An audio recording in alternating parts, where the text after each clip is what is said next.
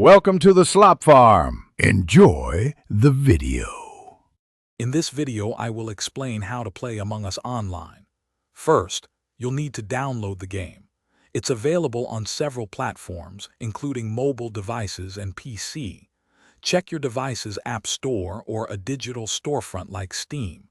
Make sure your system meets the minimum requirements for the best experience.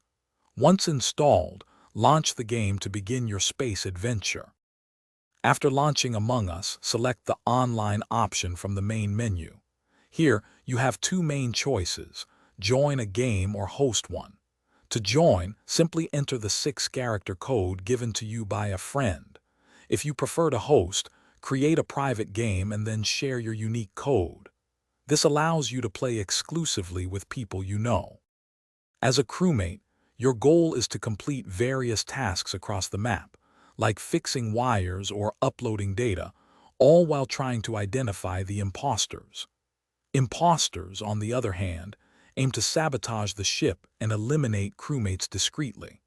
If you find a body or have a strong suspicion, call an emergency meeting to discuss and vote on who you believe the imposter is. To improve your gameplay, always communicate clearly during meetings.